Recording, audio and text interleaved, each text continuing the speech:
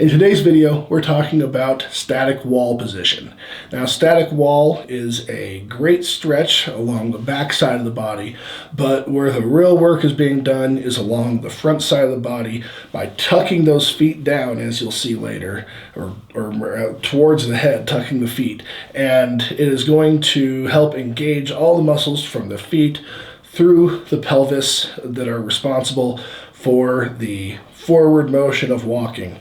And this is going to be great for getting the quads reactivated and bring the pelvis to a more neutral position by reducing rotation in the hips, femurs, and of course the pelvis. All right, now let's get into the instructions for static wall.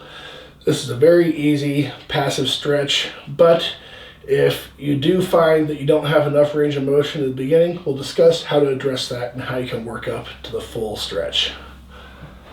All we need is to have the wall, and this might be the most difficult part for some people, especially if you're having some low back pain. This may not be the exercise for you if it's too painful to get into this, but just getting your butt all the way up against the wall is actually surprisingly difficult.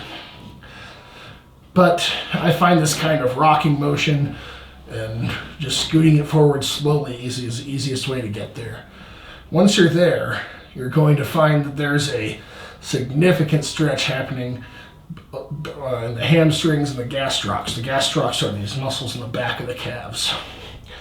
And especially when we put the feet into the proper position. So notice that my feet are hip width apart, but I'm not just letting them relax. I am actively pulling them down towards my upper body or towards the floor here. And that is going to increase that stretch along the back of the legs and engage the muscles in the thigh, engaging the lower quadriceps, engaging the hip flexors, and engaging the pelvic flexors as well.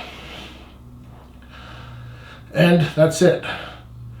You're just going to hold this position for several minutes. But what if you can't get into this position? What if your thighs are just so tight that you cannot possibly get your your butt up against the wall? Well, it's a very simple modification. You get as close as you can and you start there.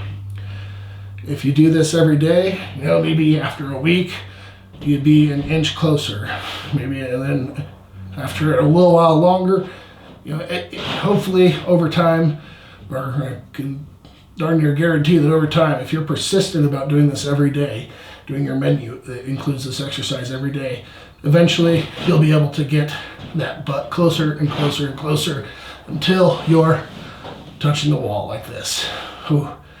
And it feels really good to do this exercise. I'll be doing videos on other exercises you can do with the upper body in this position at some point in time. So if you subscribe to the channel, you can be notified when those come out.